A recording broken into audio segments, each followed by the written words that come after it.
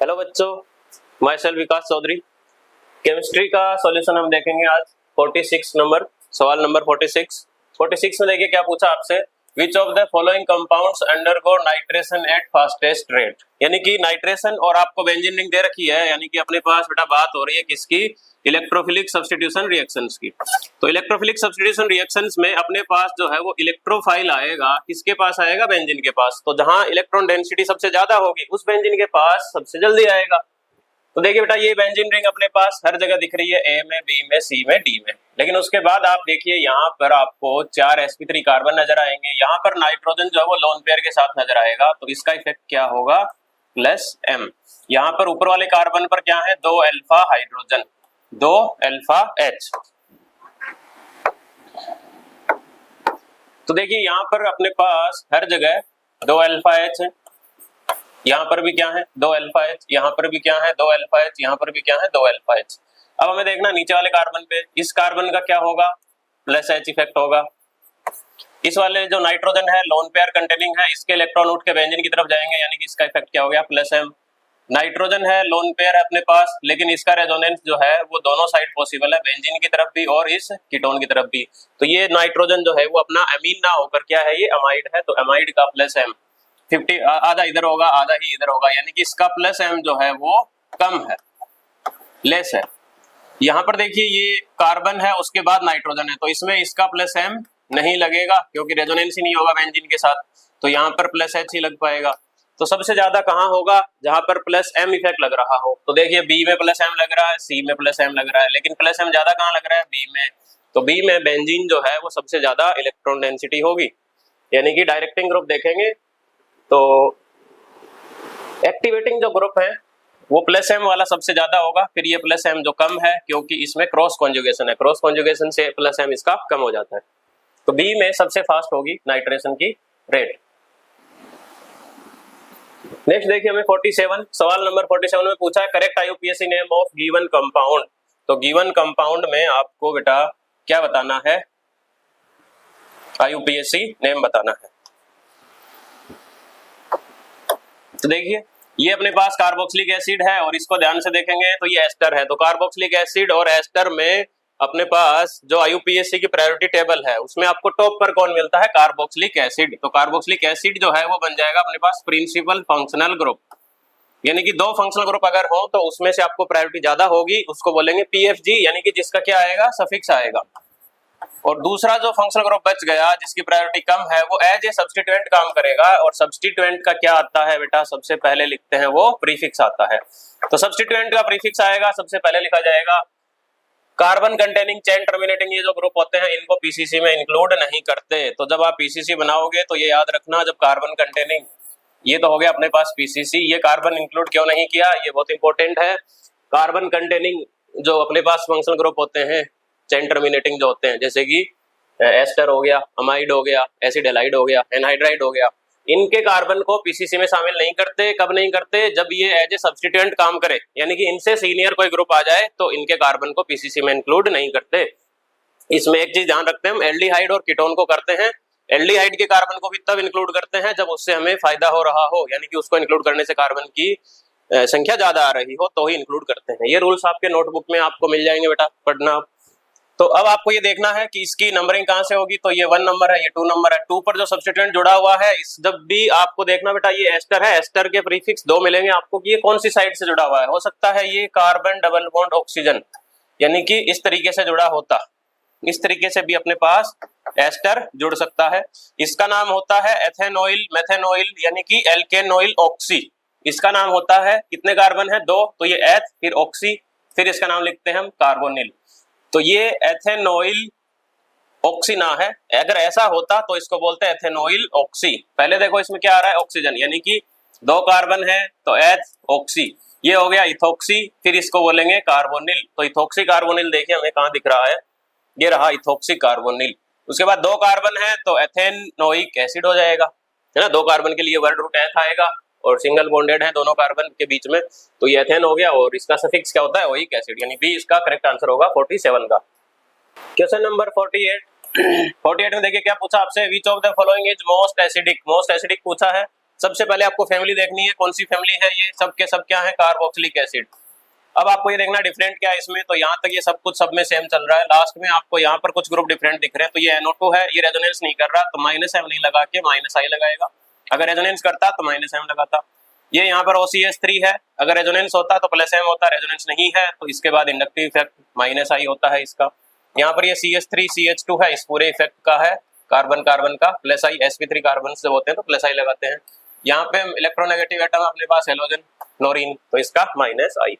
तो देखिए -I है अपने पास, यहाँ पर ये इंक्रीज करेगा एसिडिक स्ट्रेंथ, ये भी करेगा, ये भी करेगा, यानी कि ABC में एसिडिक स्ट्रेंथ इंक्रीज हो रही है। अब ये देखना सबसे ज्यादा इंक्रीज कौन करेगा तो इसके लिए बेटा -I का जो ऑर्डर लिखा है आपके नोटबुक में, वहां पर आप देखना पहली लाइन में मिलेगा आपको NO2 CN फिर CHO, उसके बाद हेलोजेंस आते हैं।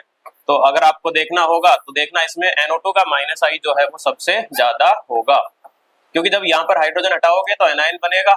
तो एसिडिक स्ट्रेंथ जो है वो हम कैसे देखते हैं बेटा, stability of conjugate base. Stability of conjugate base क्या है, यहाँ पर O- बना है तो एनायन बना, एनायन की स्टेबिलिटी -I के प्रोपोर्शनल होती है और +I के इनवर्सली प्रोपोर्शनल होती है। -I जितना ज्यादा होगा इस कॉन्जुगेट बेस एनायन की स्टेबिलिटी उतनी ज्यादा होगी, उतनी ही एसिडिक स्ट्रेंथ ज्यादा होगी, यानी कि इसका आंसर हो जाएगा ए। 48 का करेक्ट आंसर होगा ए। सवाल नंबर 49 अपने पास देखिए, यहाँ पर अपने पास क्या है, ये 49 में which of the following are aromatic in nature, हमसे पूछा गया है कि इनमें एरोमेटिक कौन कौन है। तो इसमें देखिए पहला कंपाउंड अपने पास जब भी इस तरीके का हो तो ऑक्सीजन पे माइनस आएगा, इस पे प्लस आएगा। तो अब इस सिस्टम को देखेंगे तो पाई सिग्मा पॉजिटिव, इस तरीके से क्या है, ये कॉन्जुगेशन में है। इलेक्ट्रॉन के लिए इसमें कितने हैं, 2 2 4 2 6, यानी कि 6 पाई इलेक्ट्रॉन है जो डिलोकलाइज्ड हो रहे हैं। 6 पाई इलेक्ट्रॉन यानी कि ये क्या होगा, एरोमेटिक होगा। दूसरा देखिए ये अपने पास सिग्मा पाई, उसके बाद सिग्मा और यहाँ पर क्या है, लोन पेयर है, उसके बाद सिग्मा, फिर से क्या अपने पास पाई है। ये सारे जो पेरिफेरल हैं किनारे किनारे वाले देखिए, ये pi sigma lone pair, sigma फिर पाई, फिर सिग्मा फिर पाई, फिर सिग्मा फिर पाई। इसमें आपको ये जब दो रिंग आपस में ऐसे जोड़ दी जाए तो इनको बोलते हैं फ्यूज्ड रिंग्स। जब फ्यूज्ड रिंग्स में कंप्लीट कॉन्जुगेशन हो रहा हो तो आपको किनारे वाले सारे इलेक्ट्रॉन गिन लेने हैं। तो इसमें देखिए बेटा 2 4 6, उसके बाद ये लोन पेयर वाले 8 और एक ये पाई बॉन्ड, 10 इलेक्ट्रॉन है इसमें, 10 पाई इलेक्ट्रॉन। तो 10 पाई इलेक्ट्रॉन वाला क्या होता है सिस्टम, एरोमेटिक है। दूसरा भी एरोमेटिक है। तीसरे में देखिए बेटा यहाँ पर अपने पास सल्फर है, सल्फर के पास वेकेंट ऑर्बिटल भी होता है और लोन पेयर भी होता है। यहाँ पर क्या है अपने पास पाई बॉन्ड, फिर ये सिग्मा फिर पाई। तो इसमें देखिए अपने पास 2 2 4 और ये 2 6, 2 लोन पेयर हैं, लेकिन एट ए टाइम एक ही लोन पेयर रेजोनेंस में जाएगा, इसलिए आपको 2 इलेक्ट्रॉन गिनने हैं, दूसरे वाला नहीं गिनना है। तो 2 4 6 6 पाई इलेक्ट्रॉन, 6 पाई इलेक्ट्रॉन का मतलब ये भी क्या है, एरोमेटिक है। चौथे में देखिए यहाँ पर आपके पास सिग्मा यानी कि कंप्लीट कॉन्जुगेशन नहीं है, तो ये क्या कहलाएगा, नॉन एरोमेटिक कहलाएगा। पांचवें में देखिए बेटा वही अभी अभी हमने बताया, पेरिफेरल पाई सिग्मा पाई, फिर ये सिग्मा पाई, फिर सिग्मा पाई, फिर सिग्मा पाई, फिर सिग्मा पाई, यानी कि ये कंप्लीट रेजोनेंस हो रहा है यहाँ से यहाँ। तो आपको देखिए 1 2 3 4 5, 5 पाई बॉन्ड है, यानी कि 10 पाई इलेक्ट्रॉन। 10 पाई इलेक्ट्रॉन का मतलब एरोमेटिक। इसको ध्यान से देखना बेटा, इसको बोलते हैं COT, साइक्लोऑक्टाटेट्राइन। ये जो है वो ओपन टब शेप में होता है, ये इस तरीके से होता है। इसमें प्लेनरिटी ना होने की वजह से इसमें रेजोनेंस ही नहीं होता, कंप्लीट रेजोनेंस भी नहीं होगा, तो ये नॉन एरोमेटिक होता है। यानी इसमें से आपसे पूछा गया है कि एरोमेटिक कौन है, तो पहला दूसरा तीसरा और पांचवा, पहला दूसरा तीसरा और पांचवा ये एरोमेटिक है। तो इसका करेक्ट आंसर हो जाएगा सी, पहला दूसरा तीसरा और पांचवा। नेक्स्ट क्वेश्चन है अपने पास, आपसे पूछा है पाई डेंसिटी बेंजीन रिंग में सबसे ज्यादा कहाँ होगी। तो बेंजीन के ऊपर जो भी ग्रुप जुड़ा हुआ है उसमें आपको देखना कौन सा इफेक्ट है। तो ये CH3, ये अल्फा कार्बन है, यहाँ प्लस H लगेगा और प्लस H लगेगा 3 अल्फा हाइड्रोजन का। यहाँ पे ऑक्सीजन के पास लोन पेयर है, तो लोन पेयर कंटेनिंग ग्रुप्स का क्या होगा आपके पास, प्लस M। यहाँ पर देखिए इस लोन पेयर की वजह से इस ग्रुप का होगा प्लस M, लेकिन NO2 में नाइट्रोजन के पास पोलर पाई बॉन्ड है। पोलर पाई बॉन्ड जब आ जाए इस तरीके से तो उसका इफेक्ट क्या होता है, -M। यहाँ क्लोरीन है, इसका प्लस M भी लगेगा और -I भी लगेगा। जब हेलोजेंस के प्लस M और -I दोनों देखे जाएंगे तो इसका -I डोमिनेट करता है, यानी कि ये बेंजीन की इलेक्ट्रॉन डेंसिटी को कम करेगा। ये यहाँ से बढ़ाएगा लेकिन यहाँ माइनस एम से डेंसिटी कम करेगा, ये प्लस एम से इंक्रीज करेगा, ये प्लस एच से इंक्रीज करेगा। तो देखिए आपसे क्या पूछा गया, मैक्सिमम डेंसिटी। तो मैक्सिमम जो डेंसिटी है वो तीनों इफेक्ट में सबसे ज्यादा किसकी वजह से हो सकती है, प्लस एम। तो प्लस एम कहाँ कहाँ दिख रहा है आपको, बी और सी में। लेकिन यहाँ जो प्लस एम लग रहा है वो यहाँ भी लग रहा है, यानी कि इलेक्ट्रॉन डेंसिटी बढ़ा तो दोनों रहे हैं, लेकिन ये क्या कर रहा है, NO2 डेंसिटी कम कर रहा है। तो यहाँ पर सिर्फ इंक्रीज हो रही है, यहाँ पे इंक्रीज और डिक्रीज हो रही है, यानी कि इसमें हम बता नहीं सकते कि कितना होगा, लेकिन ये पता है कि इससे तो हम कम ही होगा। क्यों, क्योंकि इसमें यहाँ पर हाइड्रोजन है और यहाँ पर NO2 है। हाइड्रोजन का कोई इफेक्ट नहीं है, NO2 का माइनस एम है, ऊपर वाला प्लस एम सेम है। तो बी वाला क्या हो जाएगा अपने पास, सबसे ज्यादा डेंसिटी।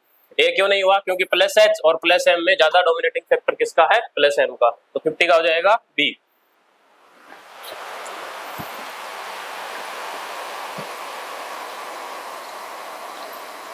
नेक्स्ट है सवाल नंबर अपने पास 51।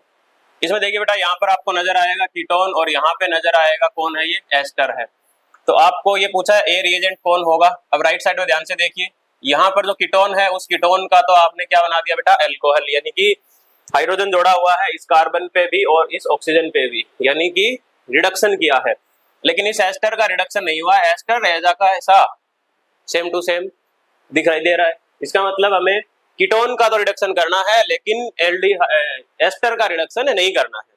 तो ऐसा सेलेक्टिव रिएजेंट कौन होता है, तो LiLH4 दोनों को ही रिड्यूस कर देगा, रेड PHI दोनों को करेगा।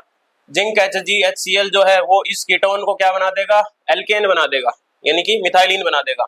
हमको क्या चाहिए, अल्कोहल। तो ऐसा एक ही होता है बेटा, क्या है, सोडियम बोरोहाइड्राइड। तो सोडियम बोरोहाइड्राइड NaBH4 जो है वो एल्डिहाइड को, कीटोन को, एसिड हैलाइड को और इमीन को, इनको क्या करता है, रिड्यूस करता है। इसलिए वो इसको तो रिड्यूस कर देगा लेकिन इसको रिड्यूस नहीं करेगा। तो ये सेम टू सेम रहेगा। इसका करेक्ट आंसर हो जाएगा सी।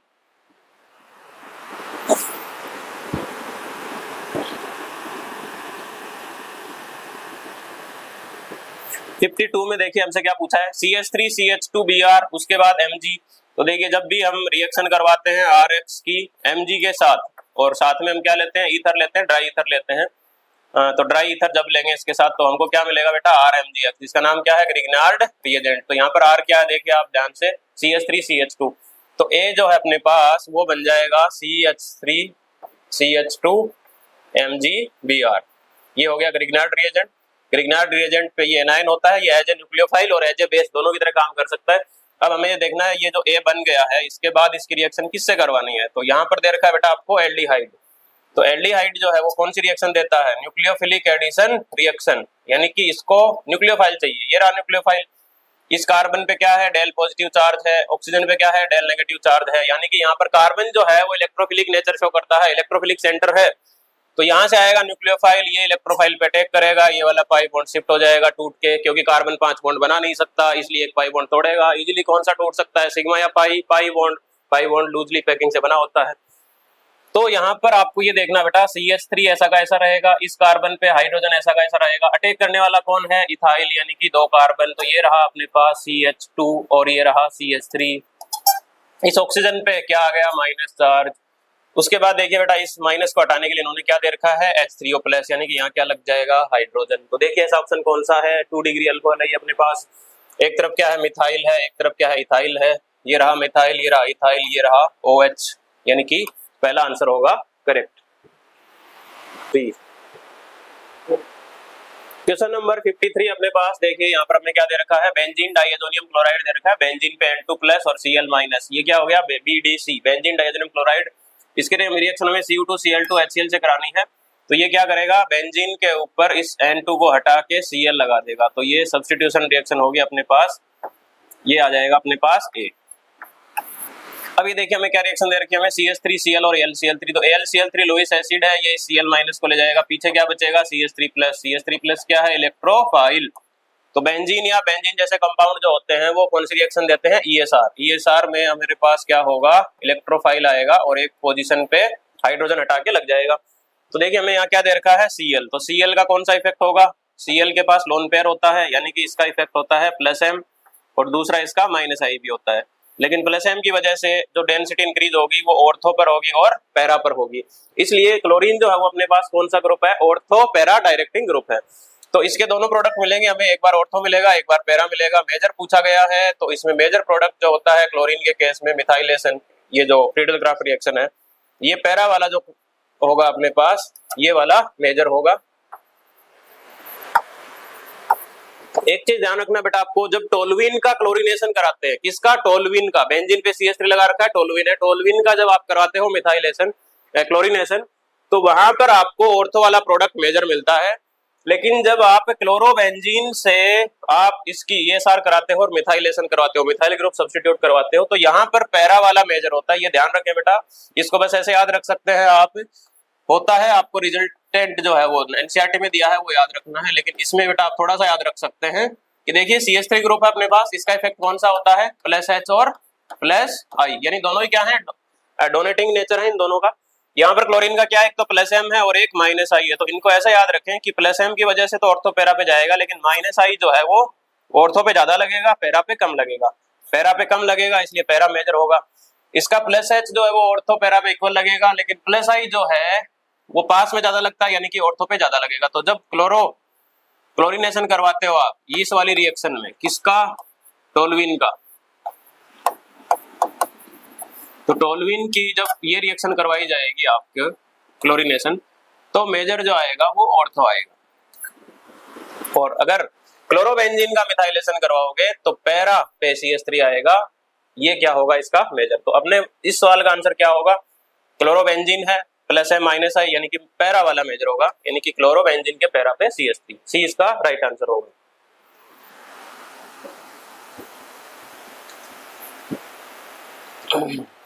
नेक्स्ट क्वेश्चन है अपने पास 54 में देखिए मेरे पास यहाँ पर क्या है, कार्बोक्सिलिक एसिड की रिएक्शन SOCl2 से। तो ये क्या करता है, कार्बोक्सिलिक एसिड का OH ग्रुप हटा के वहां पर क्या जोड़ देगा, Cl, यानी कि सब्स्टिट्यूशन हुआ है, OH की जगह क्या लग गया, Cl, ये अपने को मिलेगा A। अब इसकी रिएक्शन किसके साथ करवानी है, NH3 के साथ, और उसके बाद इसको हीट भी कर रखा है, तो ये अपने पास Cl को हटा के यहाँ पर क्या जोड़ देगा, NH2, यानी कि एसिड हैलाइड का बन जाएगा एसिड एमाइड, ये हो गया अपने पास B। उसके बाद B की रिएक्शन करवा रखी है Br2KOH के साथ, तो एमाइड की रिएक्शन Br2KOH से करवाते हैं, तो ये होती है ऑफमैन ब्रोमामाइड रिएक्शन, यानी कि इसमें CO गायब हो जाएगा, अपने को मिलेगा CH3NH2, यानी कि एमाइड से क्या बनता है, एमीन बनता है, 1 डिग्री एमाइड से 1 डिग्री अमीन बनता है, ये हो गया अपने पास C। अब इस C की रिएक्शन देखिए किसके साथ करवा रखी है, CHCl3 और KOH। तो अगर एमाइड की रिएक्शन 1 डिग्री एमाइड की रिएक्शन CHCl3 KOH से करवाएं तो आइसोसाइनाइड, यानी कि ये NH2 हटेगा और यहाँ पर NC लग जाएगा, CH3Cl से जो है वो कार्बन CCl2 आती है, ये एक कार्बन एक्स्ट्रा आएगा, यानी कि ये NC बनेगा, NH2 में हाइड्रोजन हटेंगे, नाइट्रोजन रहेगा और आगे कार्बन जुड़ेगी, तो ये बनेगा आइसोसाइनाइड CH3NC, यानी कि B इसका करेक्ट आंसर हो जाएगा 54 का।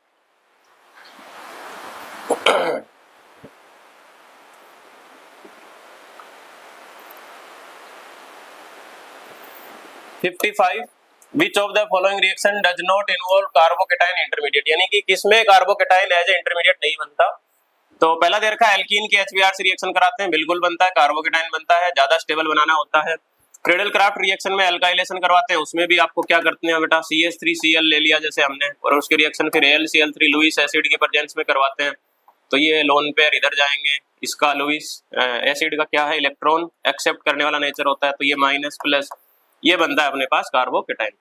SN1 रिएक्शन में तो बेटा आपको याद ही होना चाहिए, अल्काइल हैलाइड में SN1 रिएक्शन जब होती है तो कार्बोकेटाइन बनता है। जब भी SN1 की रेट पूछी जाए इंपॉर्टेंट सवाल बनता है, SN1 की रेट जो है वो कार्बोकेटाइन की स्टेबिलिटी से डिसाइड की जाती है, यानी आपको याद होना चाहिए, इसमें भी कार्बोकेटाइन बनता है। लास्ट में देखिए बेटा क्या लिखा है, हेलोजिनेशन ऑफ एल्केन। तो जब आपने CH4 लिया और इसका हेलोजिनेशन करते हो, मोनोक्लोरिनेशन, डाइक्लोरिनेशन, इसमें आपको फ्री रेडिकल बनता हुआ नजर आएगा, यानी कि लास्ट वाले में कार्बन फ्री रेडिकल होगा इंटरमीडिएट, ना कि कार्बोकेटाइन। हमसे ये पूछा था डज नॉट इन्वॉल्व, यानी कि डी में कार्बोकेटाइन इन्वॉल्व नहीं होता। Good morning all of you. Today आज हम लोग MT20 का फिजिकल का क्वेश्चन का डिस्कशन करेंगे, तो स्टार्ट किया जाए, देखा जाए। फिजिकल का फर्स्ट क्वेश्चन जो 57 नंबर क्वेश्चन है, लिखा the following equilibrium are given. देख रहे हैं, एक इक्विलिब्रियम ये दिया हुआ है, इसका इक्विलिब्रियम कांस्टेंट K1 है, और सेकंड एक इक्विलिब्रियम ये दिया हुआ है, इसका इक्विलिब्रियम कांस्टेंट K2 है। करा then equilibrium constant of the reaction, और ये रिएक्शन दिया हुआ है, इस रिएक्शन का इक्विलिब्रियम कांस्टेंट पूछ रहा है, तो ये दोनों रिएक्शनों को कैसे एडजस्ट करेंगे कि ये रिएक्शन हम लोग को मिल जाए।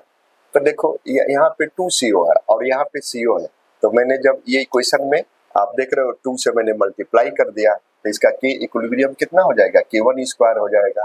और 2 देख रहे हो कि वैसे ही है, तो 2 को 1 से मल्टीप्लाई किया तो वैसे ही रह गया, यहाँ पे K1 का स्क्वायर हो गया और एक K2 वैसे ही रह गया। तो ये दोनों इक्वेशनों को सम करने से देखिए ये इक्वेशन आपका मिल जाएगा, और इसका जो K इक्विलिब्रियम होगा तो इसको तो सम करते हैं और इसको मल्टीप्लाई करते हैं, तो K1 स्क्वायर इंटू K2 हो जाएगा।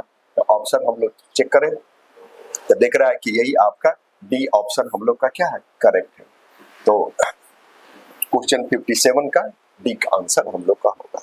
नेक्स्ट क्वेश्चन को देखते हैं, हम लोग पढ़ते हैं 58 नंबर क्वेश्चन। देखा a zero order reaction, zero order reaction दिया और लिख रहा 20% कंप्लीट इन 10 मिनट, मतलब ये रिएक्शन 20% कंप्लीट होता है 10 मिनट के अंदर। तो पूछ रहा है कि टाइम, ये टाइम आपको पूछ रहा है और करा 45% कंप्लीशन होगा तो ये टाइम कितना होगा, यही क्वेश्चन आपको आस्क करना है। तो देखा जाए यूनिटरी मेथड से इसको हम लोग बनाएंगे।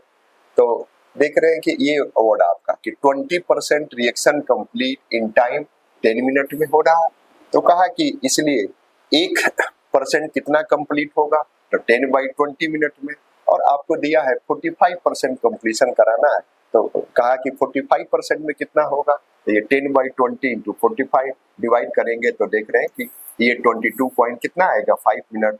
तो हम लोग का ऑप्शन जो 58 का आपका डी आंसर करेक्ट होगा। नेक्स्ट क्वेश्चन को देखते हैं हम लोग।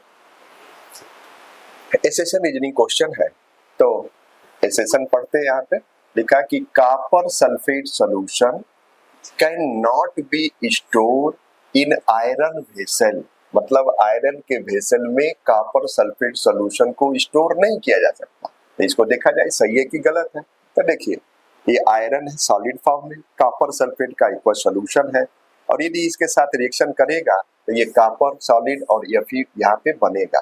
तो देख रहे हैं कि कब इसके साथ रिएक्शन करेगा, तो आप देख रहे हैं कि आयरन का Fe+2 से Fe का वैल्यू जो SRP है और कॉपर का जो SRP, तो देख रहे हैं कि जो कॉपर ये आयरन जो 0 से +2 में जा रहा है ऑक्सीडेशन कर रहा है, और कॉपर +2 से 0 में जा रहा है, इसका रिडक्शन हो रहा है।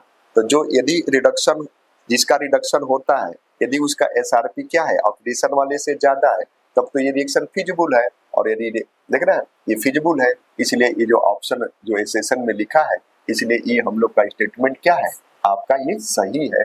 क्यों? क्योंकि इसकी वैल्यू ज्यादा है और इसकी वैल्यू क्या है, कम है, तो ये रिएक्शन पॉसिबल है। इसलिए आयरन वेसल में कॉपर सल्फेट को स्टोर नहीं कर सकते। अब जरा इसका रीजन देखा जाए।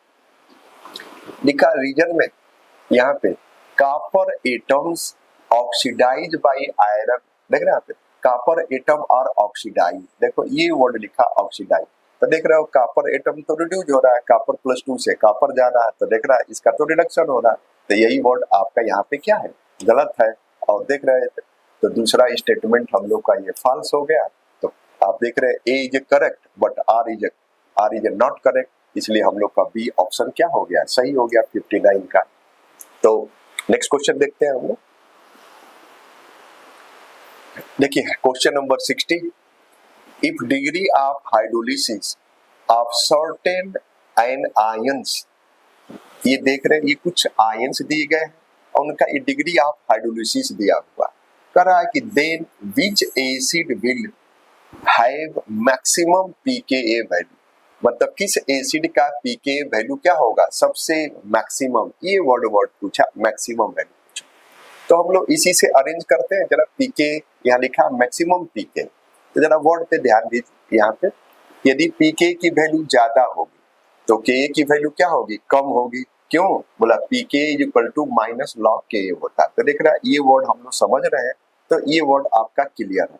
अब Ka को जोड़ते हैं KH से, तो देख रहा है KH = KW/Ka होता है। तो आप देख रहे हो Ka की वैल्यू जितनी कम रहेगी, इसकी वैल्यू जितनी कम रहेगी, KH का वैल्यू उतना ज्यादा रहेगा। तो Ka कम और KH ज्यादा हो गया। अब यहाँ KH का वैल्यू जितना ज्यादा होगा तो उसका हाइड्रोलिसिस, आयन का हाइड्रोलिसिस बहुत ज्यादा होगा। तो देख रहे हैं H की वैल्यू ज्यादा होगा। अब यहाँ तक समझने के बाद अब देखा जाए कि इसमें आयन का ये कॉन्सेप्ट समझने के बाद अब इसमें देखा जाए किस आयन का सबसे ज्यादा है, तो डी माइनस का। तो देख रहा है डी का हाइड्रोलिसिस सबसे ज्यादा है, इसके मतलब जो इसका कंजुगेट देख रहा है डी अनायन है, तो इसका जो एसिड होगा वो एच होगा। तो एच का देख रहा है ये वैल्यू जो पीके होगा वो सबसे क्या रहेगा, मैक्सिमम रहेगा, इसलिए हम लोग का करेक्ट आंसर डी होगा, 60 का डी क्वेश्चन आपसे। नेक्स्ट क्वेश्चन देखा, the molar solubility of NiOH twice, इसका KSP भी दिया हुआ है, इन 0.1 molar NaOH solution would be, मतलब NiOH का सॉल्युबिलिटी पूछ रहा है इसके अंदर 0.1 मोलर NaOH सोल्यूशन के अंदर। तो देखो यही हम लोग ने लिखा, निकल NiOH ट्वाइस का सॉल्युबिलिटी 0.1 मोलर NaOH सोल्यूशन में, वाटर में नहीं इसके अंदर में करा, इसके अंदर में इसकी सॉल्युबिलिटी पूछ रहा है। पहले तो हम लोग इसको डिसोशिएट किए Na+2 + 2HO- होगा, और हमने सपोज किया कि इसकी सॉल्युबिलिटी S मोल पर लीटर है, तो स्टार्टिंग में इनकी तो होगी नहीं, आफ्टर सम टाइम के बाद देख रहा है यहाँ, तो इसके 1 मोल से यहाँ 1 मोल बनता है, तो S से क्या होगा, S रहेगा, और इसका 2 मोल बनता है तो इसलिए 2S होगा। तो देख रहे हैं ये, अब ये 0.1 मोलर NaOH के अंदर है, तो NaOH भी डिसोशिएट करेगा, तो 1N और 1HO- रहेगा। ये 0.1 मोलर कंसंट्रेशन है, तो इनिशियल में ये 0 रहेगा, आफ्टर सम टाइम के बाद ये डिसअपियर करेगा, तो ये 0.1 और 0.1 होगा। तो आप ये देख रहे हैं वेसल के अंदर ये वाटर में नहीं डिसोशिएट कर रहा, इसके अंदर डिसोशिएट कर रहा है। तो देख रहे हो HO- आपको क्या दिखाई दे रहा है, यही आपको कॉमन आयन दिखाई दे रहा है कि इसमें जो HO- है आपका ये कॉमन आयन है, और जब भी यहाँ पे कॉमन आयन आ जाए तब देखिए उसकी KSP का एक्सप्रेशन क्या होगा, तो Na+2 HO- देख रहा है Na+2 1 है और HO के पावर यहाँ पे 2 रहेगा, लेकिन यही आ जाता है तो यहाँ पे इसको टोटल लिखा जाता है। देखो इसकी वैल्यू S होगी और इसका तो S रहेगा, और इसका 2S प्लस देख रहे हैं 0.1 का होल स्क्वायर रहेगा।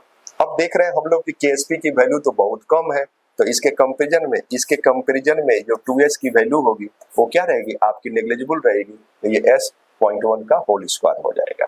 तो देख रहे हैं, और KSP का वैल्यू दिया हुआ है, तो हम लोग S बराबर क्या कहेंगे, इसको नीचे लाएंगे, देख रहे 2 × 10 की पावर -15 10 का पावर -2 डिवाइड करेंगे तो आपका ये आंसर आपका सही होगा 2 × तो हम लोग का जो ये सी आंसर में देख रहा है, सी ऑप्शन में जरा यहीं पे थोड़ा करेक्शन भी है, 10 की पावर -14 है, ये यहीं पे आपका 13 हो जाएगा, तो ये आंसर हम लोग का सही होगा, सी वाला ऑप्शन सही है। नेक्स्ट देखते हैं हम लोग,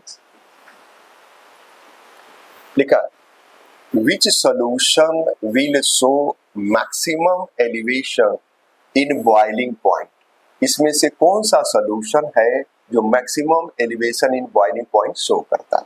तो क्या देखेंगे, तो देख रहा है सब इलेक्ट्रोलाइट का केस है, ये KCl है, ये बेरियम क्लोराइड है, ये FeCl3 है, ये Fe2SO4 का होल थ्राइस है। तो सबसे पहले हम लोग इसका आई निकालेंगे, तो देख रहा है कि हम लोग इसको जनरल फॉर्म में A = YB के फॉर्म में लिखा है, तो इसका आई निकालने का जो एक्सप्रेशन होता है 1 + Y - 1 × alpha, alpha degree of dissociation हो गया, और Y 1 मोल के रिस्पेक्ट में यहाँ कितना है वही Y की वैल्यू है। तो इसी से हम लोग पहले सबका आई निकालने की कोशिश करेंगे। तो एक ऑप्शन जैसे मैंने इसको पहले लिया, तो देखो ये Fe2SO4 होल थ्राइस, इसको डिसोसिएट करेंगे तो दिखाई देगा, तो ये Y की वैल्यू यहाँ पे 2 और यहाँ पे 3, 1 के रिस्पेक्ट में जितना होगा वही हम लोग का Y होगा, तो Y की वैल्यू अब I = 1 + Y - 1 × अल्फा होगा, यहाँ वैल्यू पुट करेंगे तो देख रहा है इसकी वैल्यू 5 आ रही है। उसी तरह हम लोग बाकी के भी सारे के निकाल सकते हैं। तो जरा देखा ना, अब पूछ रहा maximum elevation in boiling point, तो हम लोग जानते हैं कि delta TB = I KB × M होता है। अब इसको मैंने हटाया तो देख रहा है कि ये जितने भी यहाँ पे इलेक्ट्रोलाइट लिखे हुए सबके लिए KB की वैल्यू तो कांस्टेंट होगी, तो सिर्फ ये I और M की वैल्यू वेरी करेगा, यहाँ M का वैल्यू भी कांस्टेंट है, तो देख रहे हैं सिर्फ I और M का प्रोडक्ट और I की वैल्यू यहाँ पे लेते चले जाएंगे, देख रहा है, तो delta T proportional I × M होगा। तो पहला ऑप्शन में देखा जाए I की वैल्यू, तो देख रहे हो यहाँ एक और एक, यहाँ पे एक क्लोराइड आयन और एक पोटेशियम आयन और एक क्लोराइड आयन होगा, तो Y की वैल्यू यहाँ पे 2 होगी, तो Y की वैल्यू 2 होगी, तो देख रहा I = 2 होगा, और कंसंट्रेशन इसका 0.1 दिया तो 0.2 हो जाएगा। इस वाले में देख रहे हो एक बेरियम होगा और 2 क्लोराइड होगा, तो y की वैल्यू यहाँ पे 3 होगी, तो I की वैल्यू यहाँ पे इसकी 3 हो जाएगी। 0.1 वही मल्टीप्लाई करेंगे तो ये 0.2 और ये 0.3 होगा।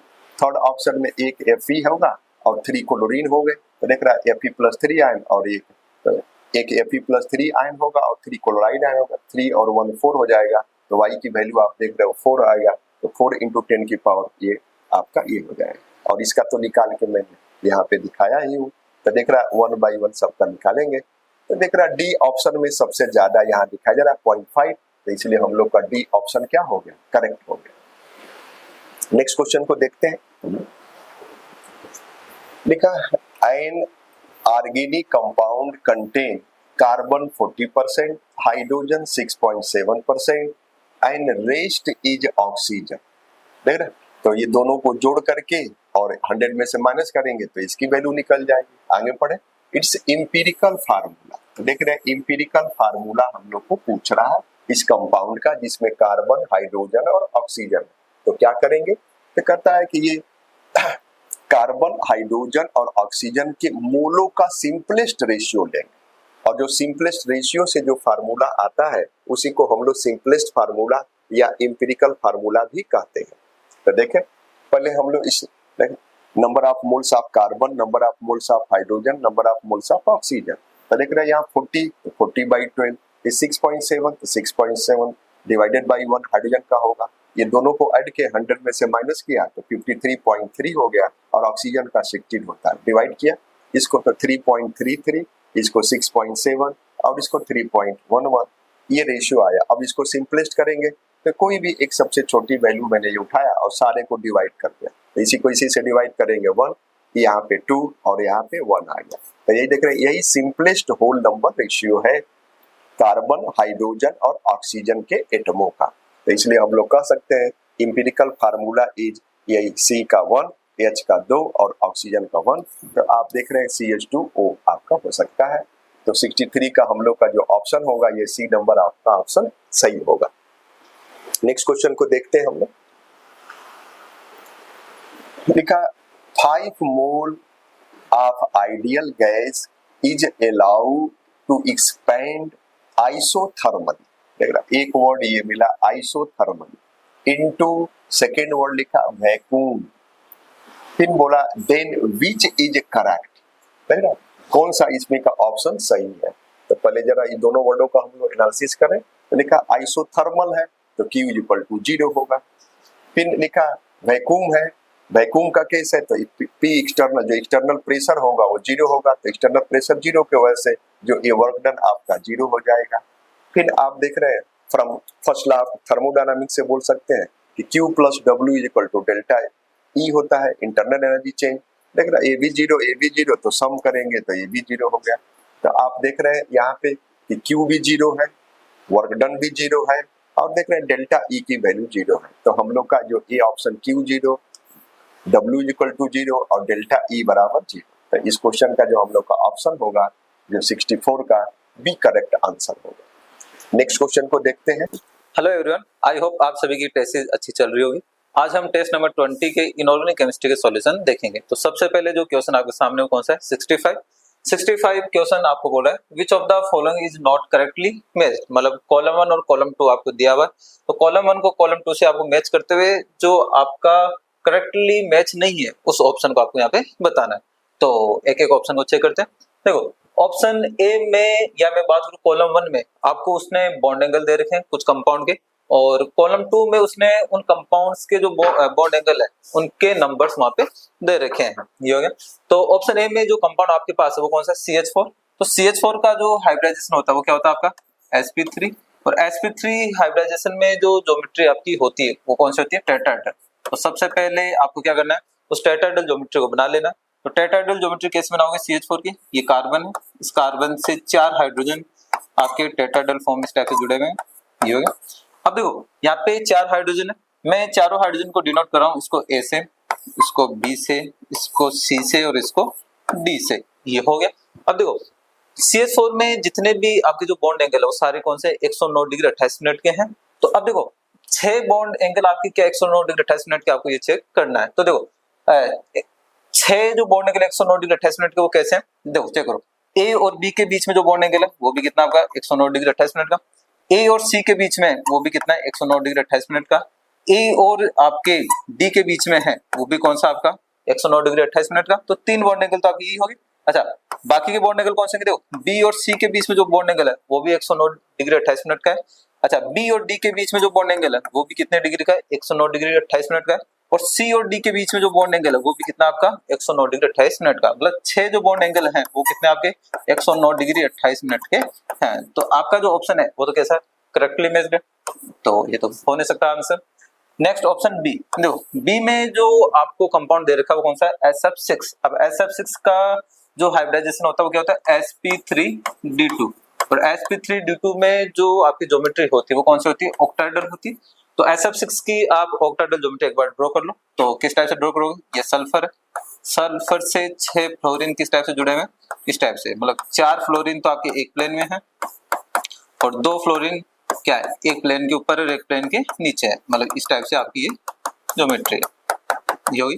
अब देखो SF6 में जो बॉन्ड एंगल है वो आपके 90 डिग्री के भी होते हैं और 180 डिग्री के भी होते हैं। तो हमें उसने कौन से दे रखे हैं यहाँ पे 90 डिग्री वाले, और कितने दे रखे हैं उसने 12। तो चेक कर लेते हैं। देखो जो ये चारों फ्लोरीन एक प्लेन में है, इन फ्लोरीन के बीच में जो बॉन्ड एंगल बन रहे हैं, मतलब ये फ्लोरीन ये भी 90 डिग्री, ये भी 90 डिग्री, ये वाला भी 90 डिग्री और ये भी 90 डिग्री। तो 4 90 डिग्री के एंगल तो आपके यही हो गए। अब देखो बाकी के जो 90 डिग्री बॉन्ड एंगल कौन से, कि 4 फ्लोरीन जिस प्लेन में, उनमें से देखो एक फ्लोरीन आपको ऊपर जा रहा है जो है, और एक फ्लोरीन आपका नीचे जा रहा है। तो जो ऊपर जो फ्लोरीन जा रहा है वो इन चारों फ्लोरीन के साथ कितने डिग्री का एंगल शेयर कर रहा है, 90 डिग्री के। तो 4 जो 90 डिग्री का एंगल वो कहाँ है, ऊपर है, और 4 कहाँ है, नीचे। तो टोटल 90 डिग्री के जो एंगल हो गए वो कितने हो गए आपके 12 हो गए। तो ये भी आपके साथ करेक्टली बेस्ड है। नेक्स्ट में चलो, नेक्स्ट ऑप्शन सी में उसने आपको IF7 दिया। IF7 का जो हाइब्रिडाइजेशन है यहाँ पे sp3 और d3 ये हो गया। अब यहाँ पे जो ज्योमेट्री रहेगी वो कौन सी रहेगी, पेंटागोनल बाई पायरामिडल, मतलब PBP ज्योमेट्री यहाँ पर है। तो PBP ज्योमेट्री बना लो IF7 की। तो देखो किस टाइप से ड्रॉ करोगे आप, कि पेंटागोनल बना लो, ये पेंटागोनल बना लिया, सेंट्रल एटम कौन है, आयोडीन है, ये हो गया। अब 5 फ्लोरीन तो आपके एक प्लेन में है, ठीक है, और 2 फ्लोरीन आपके इस पेंटागोनल के एक अबव द प्लेन और एक क्या है बिलो द प्लेन है। तो मैं इनको इस टाइप से ड्रॉ कर रहा हूँ। जैसे मान लो ये हो गया, तो एक फ्लोरीन आपका प्लेन के ऊपर है और एक प्लेन के नीचे, ये हो गया। अब देखो जो बॉन्ड एंगल है वो आपकी बॉन्ड एंगल आपको यहाँ पे बताने। तो देखो जो आपका पेंटागोनल है उसमें जो ये फ्लोरीन है, इन फ्लोरीन वाले जो बॉन्ड एंगल है वो तो 72 डिग्री और 144 डिग्री के हैं। तो ये तो आपका है नहीं। उसने पूछे कौन से, उसने बोला कि 90 डिग्री वाले एंगल आपको बताने। तो 90 डिग्री वाले जो एंगल वो कौन से रहेंगे, ये जो पेंटागोनल है, इस पेंटागोनल के ऊपर जो फ्लोरीन है और जो नीचे है, ये ऊपर वाला फ्लोरीन इन 5 फ्लोरीन के साथ कौन से डिग्री के एंगल शेयर कर रहा है, 90 डिग्री के। तो 5 से 90 डिग्री के एंगल तो आपके कहाँ हो गए, ये ऊपर हो गए, और 5 से 90 डिग्री एंगल कहाँ हो जाएंगे, आपके नीचे हो जाएंगे। तो आपके ये भी कैसा करेक्टली मैच्ड है, तो उससे भी आपका आंसर नहीं हो सकता। बच कौन सा गया, डी। तो डी आपका आंसर हो जाएगा। एक बार चेक कर लेते हैं किस टाइप से हो। देखो डी में जो कंपाउंड उसने दे रखा है वो कौन सा, IF5। अब IF5 का जो हाइब्रिडाइजेशन हो गया sp3d2, मतलब ज्योमेट्री कौन सी, ऑक्टाहेड्रल। अब ऑक्टाहेड्रल ज्योमेट्री ड्रॉ कर लो। तो ये आपका आयोडीन है, ये हो गया। अब देखो 5 फ्लोरीन है और एक क्या है यहाँ पे लोन पेयर है। तो लोन पेयर को हमने इस टाइप से बना दिया, ये 5 फ्लोरीन हो गया आपका।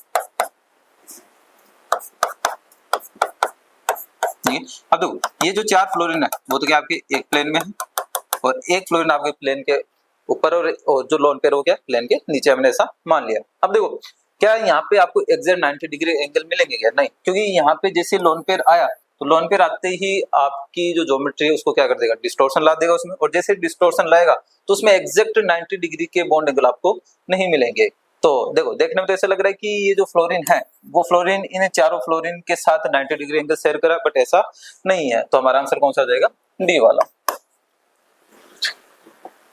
नेक्स्ट क्वेश्चन बोल रहा है विच of the following is an unsymmetrical bidentate ligand. क्या बोल रहा हूँ, अनसिमेट्रिकल होना चाहिए, और कैसा होना चाहिए, बाइडेंटेड लिगेंड आपका वो होना चाहिए। अब देखो अनसिमेट्रिकल से क्या मतलब है, कि जो आपका लिगेंड है उसमें दोनों डोनर एटम या जो दोनों डोनर साइट वो क्या होनी चाहिए, डिफरेंट एटम के थ्रू होनी चाहिए। तो चार जो ऑप्शन दिए हुए हैं, चार ऑप्शन में चार लिगेंड दिए हुए हैं, चारों लिगेंड की स्ट्रक्चर ड्रॉ करके उनको चेक कर लो। तो ऑप्शन ए में जो उसने लिगेंड आपको दे रखा है वो कौन सा दे रहा है, ग्लाइसिनेटो, मतलब जो आपका ग्लाइसिन एमिनो एसिड होता है वही लिगेंड की फॉर्म है।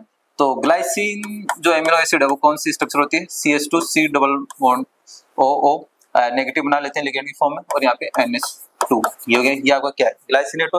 बी में उसने आपको बोल रखा है इथाइलिन डाइएमिन, इथाइलिन डाइएमिन कौन सा लिगेंड है, CH2 CH2, ये आपका NH2 NH2, ये इथाइलिन डाइएमिन हो गया। ऑप्शन सी में जो लिगेंड दे रखा है वो कौन सा है, एक्वा, एक्वा कौन सा होता है आपका, वाटर, ये हो गया। और डी में जो है वो कौन सा है, ऑक्जेलेट, मतलब ऑक्जेलिक एसिड ही है एक तरीके से, तो ये COO नेगेटिव, COO नेगेटिव, ये आपने ऑक्जेलिक एसिड या ऑक्जेलेटो लिगेंड बना लिया। अब चारों लिगेंड को आप चेक कर लो कि कौन कौन से बाइडेंटेड है और अनसिमेट्रिकल है। तो देखो ऑप्शन ए में आपके पास जो लिगेंड है वो कौन सा है, आपका बाइडेंटेड है। कैसा आपको, ये बाइडेंटेड है, कोई दिक्कत नहीं है। क्या ये अनसिमेट्रिकल है बिल्कुल है। कैसे कि देखो एक डोनर एटम या जो एक डोनर साइट है वो कहाँ से मिल रही है आपको, ऑक्सीजन से मिल रही है, और दूसरी जो डोनर साइट है या जो एटम है कौन है, नाइट्रोजन है। तो दोनों डोनर साइट या एटम कैसे डिफरेंट है, तो ये कैसा आपका अनसिमेट्रिकल है। तो आपका आंसर ही कौन सा हो जाएगा, ए वाला आंसर हो जाएगा। अच्छा बी सी डी क्यों नहीं है, देखो बी दोनों डोनर एटम कैसे हैं, सेम है, तो ये देखो बाइडेंटेड तो है लेकिन कैसा है, सिमेट्रिकल है, तो ये आपका आंसर नहीं होगा। ये हो गया। सी देखो मोनोडेंटेड है, तो क्या ये आपका आंसर हो सकता है, बिल्कुल नहीं होगा, तो ये भी आपका कैंसिल आउट हो गया। डी बाइडेंटेड तो है लेकिन कैसा है, वही सेम सिमेट्रिकल है, तो ये भी आपका आंसर नहीं होगा। तो हमारा आंसर कौन सा हो जाएगा, ये होगा। नेक्स्ट क्वेश्चन, अच्छा नेक्स्ट क्वेश्चन कोऑर्डिनेशन कंपाउंड से आईपीसी नोमेनक्लेचर उसने आपसे पूछा है। तो देखो कोऑर्डिनेशन कंपाउंड दे रखा है। अब देखो कोऑर्डिनेशन कंपाउंड में पहले कोऑर्डिनेशन स्फीयर है, उसके बाद में आपका एनाइन वाला पार्ट है, मतलब जो आपका कोऑर्डिनेशन स्फीयर है उसके ऊपर कौन सा चार्ज है, पॉजिटिव, और इस Cl किसमें, माइनस की फॉर्म में, मतलब कैटाइन पहले और उसके बाद में कौन है, एनाइन है। ये हो गया। तो सबसे पहले क्या करते हैं, लिगेंड का नाम लिखते हैं। तो लिगेंड में आपको NH3 है, ब्रोमीन है, NO2 और Cl है। अब चारों जो आपके लिगेंड है उन चारों लिगेंड के नाम आपको अल्फाबेटिकल ऑर्डर में लिखने हैं। तो सबसे पहले हम किसका नाम लिखेंगे, जो अल्फाबेटिकल ऑर्डर पहले आ रहा है। तो अल्फाबेटिकल ऑर्डर में पहले कौन आ रहा है आपका, अमोनिया, और अमोनिया को हम लिगेंड की फॉर्म में क्या नाम लिखते हैं, एमीन लिखते हैं। तो कितने एमीन है, 3, तो क्या लिखेंगे हम, ट्राई एमीन,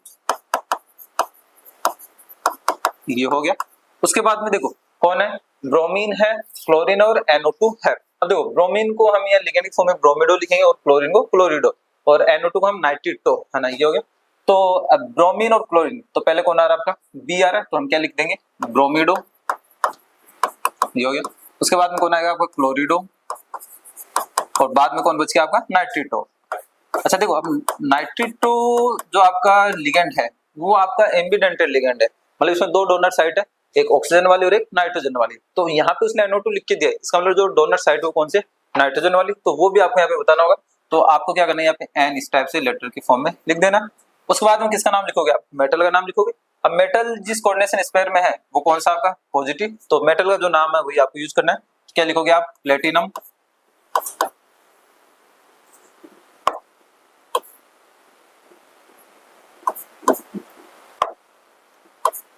प्लेटिनम। और देखो यहाँ पे जो प्लेटिनम की ऑक्सीडेशन स्टेट है वो कौन सी, यहाँ पे जो आपकी प्लेटिनम है, देखो यहाँ ब्रोमीन के ऊपर -1, NO2 पे -1 और Cl के ऊपर -1, 3 -1 उधर जाएंगे तो किस में आ जाएगा, 4 में। तो रोमन लेटर में आपको ये लिखना है, तो ये रोमन नंबर में आपने लिख दिया 4, ये हो गया। उसके बाद में आपको क्या करना है, आपने कोऑर्डिनेशन स्फीयर का कैटायन की फॉर्म में नाम लिख दिया। अब आपको इस एनायन का नाम एनायन की फॉर्म में ही लिखना है। तो Cl- को हम क्या लिखते हैं, क्लोराइड, तो ये हम क्या लिख देंगे, क्लोराइड, ये आपका इसका आईपीएस नेम हो गया। अब आप इस नेम को चेक कर लो कि कहाँ पे मैच हो रहा है। तो देखो ट्राईएमीन सभी में है, उसके बाद में ब्रोमिडो होना चाहिए, तो इसमें ब्रोमिडो नहीं आ रहा, तो ये भी नहीं होगा। इसमें ट्राईमीन क्लोरिडो, तो ये भी नहीं होगा, इसमें भी क्लोरिडो आ रहा है, तो आंसर कौन सा हो जाएगा, बी वाला। नेक्स्ट क्वेश्चन, अच्छा इनकरेक्ट स्टेटमेंट वो आपसे पूछ रहा है। तो 4 ऑप्शन दिए, 4 ऑप्शन को आप क्या करो, चेक कर लो। ए वाला ऑप्शन बोल रहा है कि AgNH3 is linear with sp hybridised Ag+ ion. तो ठीक है, आपकी जो Ag है, जो मेटल आयन है वो +1 ऑक्सीडेशन स्टेट में, और sp हाइब्रिडाइज्ड है। देखो Ag के साथ 2 लिगेंड है, और जब 2 लिगेंड होते हैं तो उसका जो कोऑर्डिनेशन नंबर क्या होता है, 2 होता है, और कोऑर्डिनेशन नंबर 2 में जो हाइब्रिडाइजेशन होता है वो क्या होता है, sp तो होता है। तो ये तो आपका कैसा करेक्ट है। बी को चेक कर लेते हैं एक बार। बी बोल रहा है कि NaCl4 2 VO4 3 and MnO4 have tetrahedral geometry।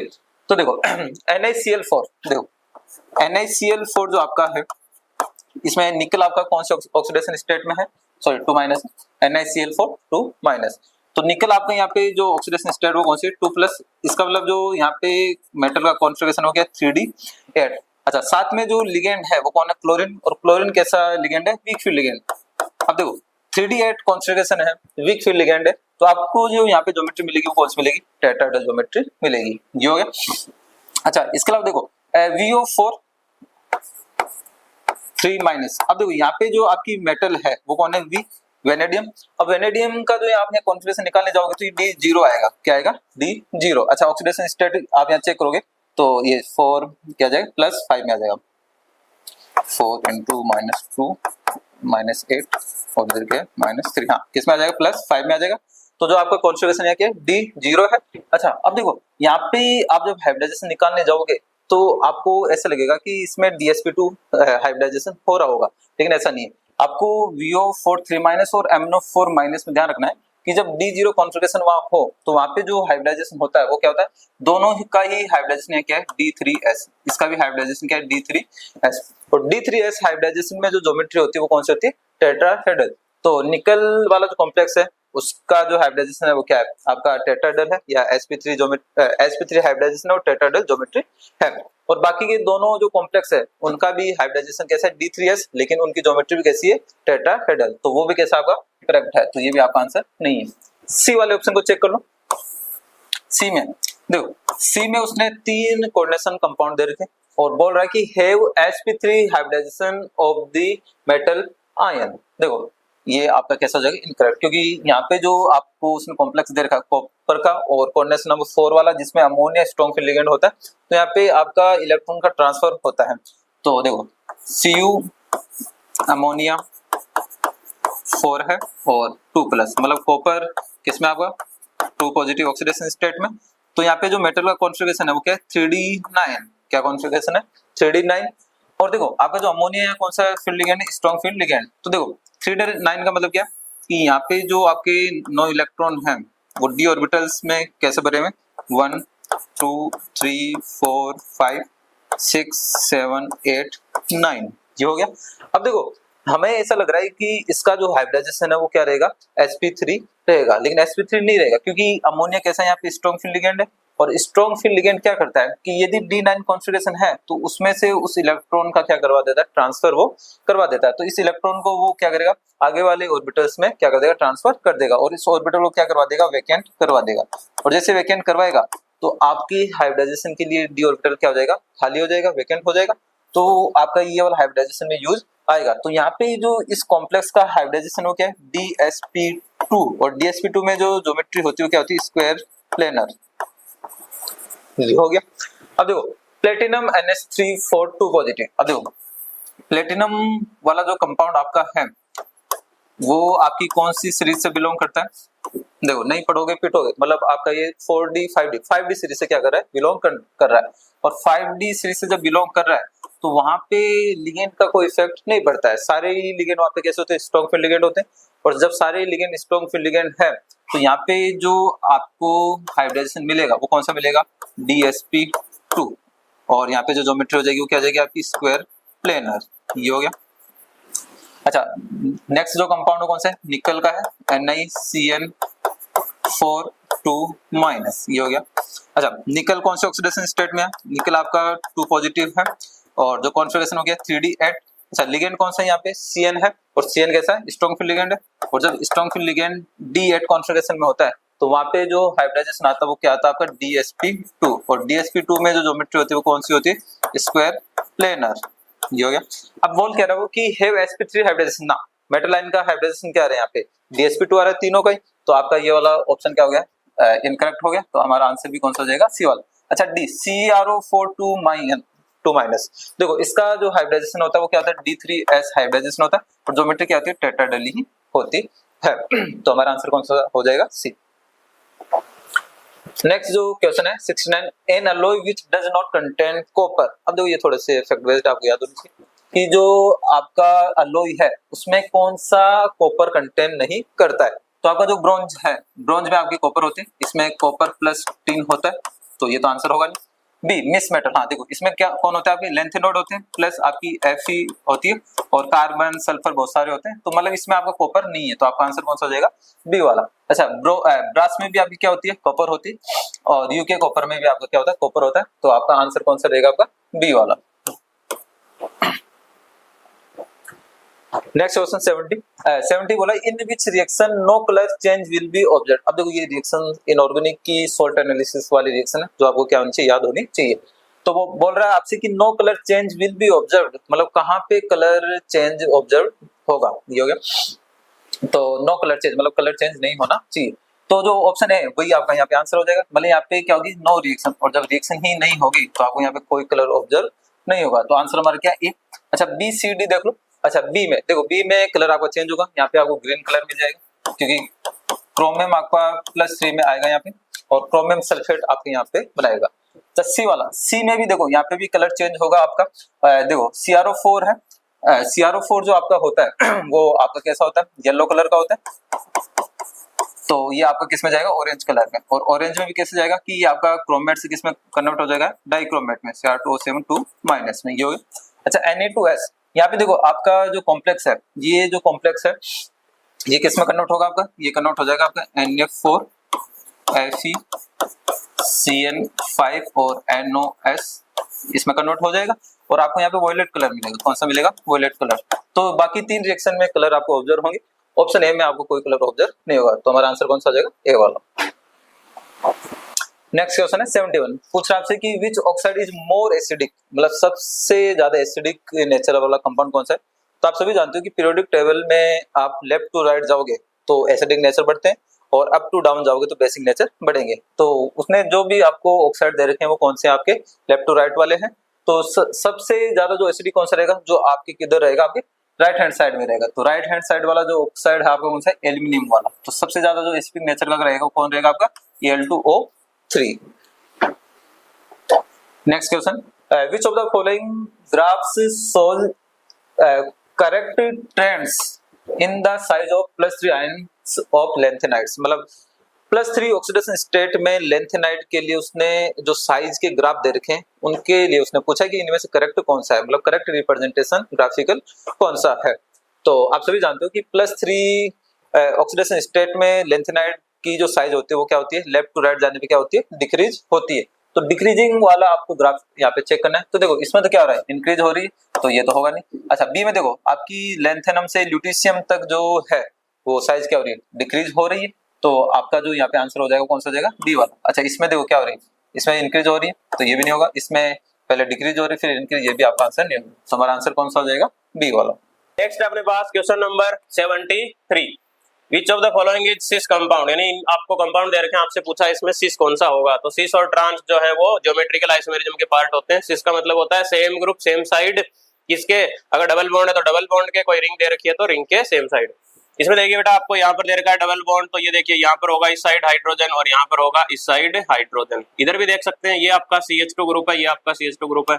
अगर ऐसे आप लाइन ड्रॉ करोगे तो इस लाइन के दोनों हाइड्रोजन कौन सी साइड में है, अपोजिट साइड में। ये CH2 ग्रुप दोनों के क्या है, अपोजिट साइड में, तो अपोजिट साइड है, इसका मतलब ये क्या होगा, ट्रांस होगा। इसमें भी आप ध्यान से देख सकते हैं बेटा, अगर आप देखें तो ये देखो ये डबल बॉन्ड के इस साइड है, ये डबल बॉन्ड के इस साइड है। यानी हाइड्रोजन की बात करें तो एक हाइड्रोजन ये वाला इधर होगा, ये वाला लेफ्ट साइड में होगा। यानी ऐसे जब लाइन ड्रॉ करोगे हाइड्रोजन अपोजिट है, ये CH2 भी अपोजिट है, तो ये हो जाएगा ट्रांस। सी में देखिए आप, सी में आपको ये दिख रहा है CH2 कौन सी साइड है, सेम साइड है। इसके बाद यहाँ पर छुपे रुस्तम होते हैं हाइड्रोजन अपने पास, जो दिखाई नहीं देते हैं। बॉन्ड लाइन फॉर्मूले में हाइड्रोजन दिखाई नहीं देगा, आपको बनाना पड़ेगा 120 डिग्री पे। जैसे ही बनाओगे आपको और ऐसे लाइन ड्रॉ करोगे स्पाई बॉन्ड के लॉन्ग, तो ये दोनों हाइड्रोजन सेम साइड है, सेम साइड का मतलब ये सिस होगा। सी इसका करेक्ट आंसर होगा। डी में ना सिस है ना ट्रांस है, कुछ भी नहीं है, उसमें जीआई पॉसिबल ही नहीं है, तो 73 का करेक्ट आंसर सी होगा। नेक्स्ट है सवाल number 74, question number 74, which is most stable alkene. तो देखिए एल्कीन की स्टेबिलिटी जो है बेटा देखी जाती है, सबसे पहले आपको देखना है एरोमेटिसिटी नेचर आ रहा है क्या। एरोमेटिसिटी नहीं आ रहा है तो दूसरे नंबर पे देखते हैं रेजोनेंस हो रहा है, रेजोनेंस हो रहा है तो ज्यादा कहाँ हो रहा है। अगर ये भी ना मिले तो हम लास्ट में फिर क्या देखते हैं, +H, यानी कि अल्फा हाइड्रोजन कितने ज्यादा है। सबसे पहले देखो कहीं एरोमेटिसिटी है क्या, नहीं है। उसके बाद रेजोनेंस है क्या, तो इसमें आप देखिए सिग्मा सिग्मा, इधर भी सिग्मा सिग्मा, यानी कि इसमें रेजोनेंस नहीं है इस एल्कीन में। इसमें देखिए पाई सिग्मा पाई, यानी कि इसमें रेजोनेंस है। इसमें देखिए सिग्मा सिग्मा, यानी कि पाई पाई के बीच में दो सिग्मा आ रहे हैं, दो सिग्मा आ रहे हैं, तो पाई सिग्मा सिग्मा पाई, यानी कि रेजोनेंस नहीं है, सी में रेजोनेंस नहीं है। डी में देखिए पाई सिग्मा पाई, यानी कि इसमें रेजोनेंस है। तो देखिए बेटा रेजोनेंस किस किस में आया, बी में और डी में। बी और डी में जब रेजोनेंस हो रहा है, इक्वल टाइप का हो रहा है, दो पाई बॉन्ड है, दो पाई बॉन्ड है, पाई सिग्मा पाई, तो उसके बाद हम क्या देखेंगे, प्लस एच यानी कि अल्फा हाइड्रोजन। तो इसमें आपको जब अल्फा हाइड्रोजन देखने हैं बेटा, तो देखिए इस वाले सवाल में आपको अल्फा हाइड्रोजन यहाँ नजर आएंगे, कितने, दो, यहाँ नजर आएंगे, कितने हैं, दो, और इस ऊपर वाले कार्बन पे कितने होंगे, तीन, यानी कि इसमें तीन यहाँ, दो यहाँ, दो यहाँ, कितने हो गए, तीन दो पांच दो सात, तो इसमें 7 अल्फा हाइड्रोजन है। लास्ट वाले में अगर आप देखेंगे तो आपको 2 अल्फा हाइड्रोजन यहाँ नजर आएंगे, एक यहाँ आएगा, एक और दो, यानी कि कितने हुए, 3 अल्फा हाइड्रोजन। तो अल्फा हाइड्रोजन जहाँ ज्यादा है वहाँ हाइपर कॉन्जुगेशन ज्यादा होगा, हाइपर कॉन्जुगेशन ज्यादा होगा तो एल्कीन की स्टेबिलिटी ज्यादा होगी। तो 74 का आंसर हो जाएगा बी। जहाँ रेजोनेंस भी है, डी में भी रेजोनेंस है, डी में अल्फा हाइड्रोजन कम है, बी में अल्फा हाइड्रोजन ज्यादा है, इसलिए इसका राइट आंसर हो जाएगा बी।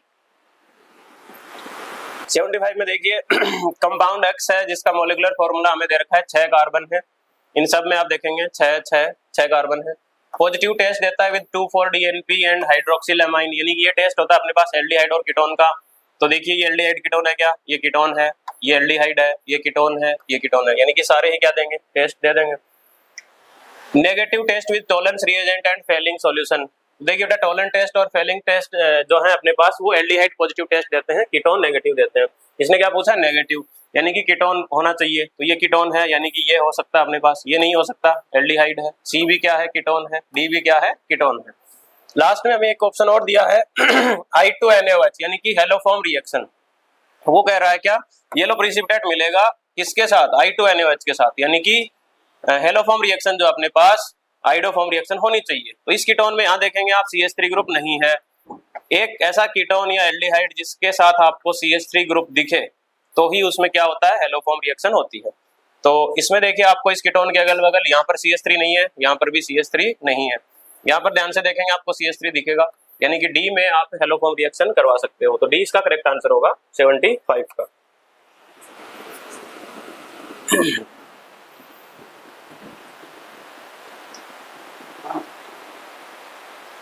नेक्स्ट है 76 पैराटोलुइडीन।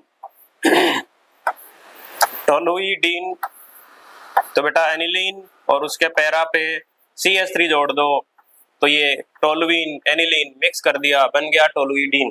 पैरा पे है यानी कि दोनों एक दूसरे के जस्ट अपोजिट साइड जुड़े हैं। क्लोरोफॉर्म एंड एथेनोलिक KOH, यानी कि इसकी रिएक्शन हमें करानी है। क्लोरोफॉर्म यानी कि CHCl3 और एथेनोलिक KOH है, कौन सा है भाई, एथेनोलिक यानी कि अल्कोहलिक KOH है। तो ये रिएक्शन जो होती है बेटा वो होती है आइसोसाइनाइड टेस्ट। तो इस NH2 का क्या बन जाएगा, NC। तो NC किस में बनेगा, देखिए यहाँ पर क्या बन जाएगा, NC, बाकी कुछ भी नहीं होगा। तो इसमें तो साइनाइड बना रखा है, साइनाइड नहीं आइसोसाइनाइड बनाना है, इसमें कुछ भी बना रखा है, बेंजीन डाइऑक्साइड क्लोराइड, ये तो किस में बनता है, NaNO2HCl की प्रेजेंस से बनता है। इसमें देखिए NHCl, ये एसिड बेस रिएक्शन करवा दी, एसिड बेस रिएक्शन कहाँ से होगी इसमें, यहाँ पर देखिए बेटा ये CH3 जो है ये इसके पैरा पे है, ये आपको भले ही ऐसा नजर ना आए लेकिन इसको इस तरीके से लिखा है इन्होंने। तो देखिए ये दोनों एक दूसरे के रेस्पेक्ट में पैरा पर है और यहाँ पर आइसोसाइनाइड बना रखा है NH2 का। तो ये इसका करेक्ट आंसर होगा 76 का। नेक्स्ट सवाल अपने पास 77 में आपसे पूछा गया है कि ऑक्सीडेशन करना है mild oxidising agent like Br2H2O। तो ये है बेटा अपने पास ब्रोमीन वाटर और ग्लूकोज की रिएक्शन दे रखी है। तो देखिए जब भी ग्लूकोज की रिएक्शन करवाई जाए तो आपको ध्यान रखना है ब्रोमीन वाटर के साथ करेंगे तो ग्लूकोनिक एसिड बनेगा, क्योंकि ये क्या होता है, माइल्ड ऑक्सीडाइजिंग एजेंट होता है। लेकिन अगर आपने HNO3 के साथ रिएक्शन करवाई, HNO3 क्या होता है, स्ट्रॉन्ग, तो स्ट्रॉन्ग ऑक्सीडाइजिंग एजेंट के साथ करवाओगे तो वो जो ऊपर और नीचे वाले हैं दोनों कार्बन पे क्या बन जाता है, कार्बोक्सिलिक एसिड बन जाता है, वो क्या कहलाता है, सैकरिक एसिड। ब्रोमीन वाटर के टेस्ट में सिर्फ ग्लूकोनिक बनता है, ग्लूकोनिक का मतलब होता है सिर्फ ऊपर वाले पे कार्बोक्सिलिक एसिड होता है, नीचे वाले पे कोई चेंज नहीं होता। तो देखिए अगर ब्रोमीन वाटर पूछा है तो इसका आंसर हो जाएगा ग्लूकोनिक एसिड। अगर पूछा होता HNO3 यानी कि स्ट्रॉन्ग ऑक्सीडाइजिंग एजेंट तो इसका आंसर हो जाता सेकेरिक एसिड। ये ध्यान रखना, आपको दोनों में कंफ्यूजन होता है। ग्लूकोनिक एसिड का मतलब एक कार्बोक्सिलिक एसिड और सेकेरिक एसिड का मतलब ऊपर और नीचे दोनों कार्बन पे कार्बोक्सिलिक एसिड। तो इसका करेक्ट आंसर हो जाएगा gluconic acid. 77 question number 78 question देखा जाए। In the decomposition reaction of H2O2 when graph is plotted between log K and 1/T according to Arrhenius equation, the value of slope is ये slope की value ये दी गई है। Then find activation energy in calorie, देख रहे हैं calorie पर मोल में पूछ रहा है। तो देख रहे हैं कि हम लोग का ये स्लोप दिया हुआ है, log K वर्सेज 1/T का स्लोप ये दिया हुआ है और एक्टिवेशन एनर्जी पूछ रहा है। तो देखिए हम लोग जानते हैं slope is equal to minus EA divided by 2.303 R होता है। तो EA इज इक्वल टू, तो सिंस ये तो EA इज इक्वल टू बोला इसको ले जाएंगे तो माइनस 2.303 R इंटू स्लोप हो जाएगा। तो ये तो वैसे ही रहा, R की वैल्यू 2 रख देंगे, स्लोप का वैल्यू ये क्वेश्चन में दिया हुआ है रखेंगे तो ये कैलोरी पर मोल यूनिट में रहेगा। इसको मल्टीप्लाई करेंगे तो देख रहे हैं कि यहाँ पे ये कैलोरी पर मोल में आ जाएगा, लेकिन आपको यहाँ पे दिया किलो कैलोरी, ये वर्ड लिखा किलो कैलोरी। तो अब 10 की पावर 4 है तो उसको 3 किलो कैलोरी में लेंगे, 1 यहाँ पे बच जाएगा, इसमें मल्टीप्लाई करेंगे तो 57.8 और ये किलो कैलोरी में हो जाएगा। तो 4 में से 3 चला गया किलो में और 1 बचा तो इधर मल्टीप्लाई हो गया। इसको राउंड अप करेंगे तो करीब करीब आपका 58 किलो कैलोरी पर मोल के आएगा। तो हम लोग का ऑप्शन दिखाई जा रहा है 78 का, जो पहला ऑप्शन ही सही है। नेक्स्ट क्वेश्चन को डिस्कस करते हैं। लिखा फॉर द रिएक्शन, ये रिएक्शन आपको दिया हुआ है और Kc is found to be ये, और इसका Kc भी दिया हुआ है। करा the E0 cell will be, अब पूछ रहा है इसका E0 सेल कितना होगा। तो देखा जाए इस रिएक्शन से क्या दिया हुआ है गिवन में, तो देख रहे हैं यहाँ 2B प्लस है तो यहाँ इसके मतलब और यहाँ A+2 है। इसके ये जो सेल रिएक्शन है इसमें 2 इलेक्ट्रॉनों का ट्रांसफर हो रहा है, 2 मोल, n का वैल्यू 2 हो गया और Kc तो क्लियर कट यहाँ 10 का पावर 12 दिया हुआ। तो हम लोग जानते हैं E0 cell is equal to 0.0591 divided by n और log बेस 10 Kc होता है। यही फार्मूला है हम लोग के पास। अब इसमें वैल्यू पुट करेंगे, ये n की वैल्यू यहाँ 2 देखा और इसका 10 का पावर 12 रखा, तो देख रहे हैं ये तो वैसे ही रहा। अब 10 का पावर 12 इसका यहाँ पे log 10 का पावर 12 इसका 12 हो जाएगा, 6 टाइम कट जाएगा, 6 से मल्टीप्लाई करेंगे तो देख रहा है ये वैल्यू आएगा। तो हम लोग का ये ऑप्शन जो आपका डी जो दिखाई दे रहा है 0.34 यही करेक्ट होगा। तो 79 का आपका डी आंसर होगा। अगले क्वेश्चन को देखते हैं हम। क्वेश्चन नंबर 80 देखिए, देखा the vapour pressure of a solvent decrease by 10 millimeter Hg when a non-volatile solute was added to the solvent. The mole fraction of solute in solution is 0.2 दिया हुआ है। What would be the mole fraction of solvent? Solvent का mole fraction आपसे पूछ रहा है। If decrease in vapor pressure is 20 millimeter of Hg, कह रहा है कि जब यदि 20 मिलीमीटर Hg प्रेशर जब उस सोल्यूशन का डिक्रीज होगा तो देख रहे हैं सॉल्वेंट का मोल फ्रैक्शन कितना होगा। तो इसको भी हम लोग यूनिटरी मेथड से सॉल्व कर सकते हैं। तो देखिए ये क्वेश्चन में जो ये वर्ड दिया है इतना मिलीमीटर डिक्रीज करता है तो सॉल्यूट का मोल्स 0.2 है, तो इसी को मैंने लिखा मोल fraction of solute when vapour pressure decrease by 10 millimetre Hg। जब 10 मिलीमीटर डिक्रीज करता है तो सॉल्यूट के मोल्स पॉइंट आपको दिखाई दे रहा है यहाँ पे 2 है।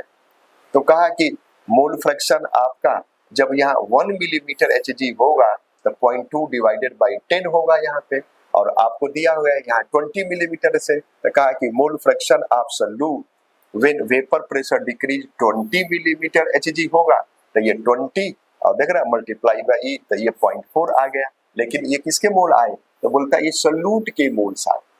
अब सॉल्वेंट का क्या होगा, so mole fraction of solvent is equal to 1 minus x1।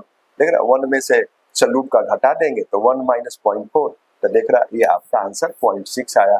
तो ये ऑप्शन हमको, ये जो बी ऑप्शन दिखाई दे रहा है, तो 80 का आपका आंसर बी आपका करेक्ट आंसर होगा। नेक्स्ट क्वेश्चन को देखते हैं। देखिए स्टेटमेंट 1 आपको दिया, AH2S3 colloidal salt is obtain bye double decomposition method using AH2O3 and AH2S। देख रहा है, और ये नीचे आपको ये रिएक्शन भी दिया गया है, देख रहे हैं आप, और हम लोग को देखना है। तो देख रहा है कि ये इसके साथ डिकम्पोज करेगा तो ये बनेगा। तो देख रहे हैं ये करेक्ट आंसर है, आपका ऑप्शन है, ये आपका ट्रू रहेगा, ये आपका ट्रू रहेगा। यहाँ देख,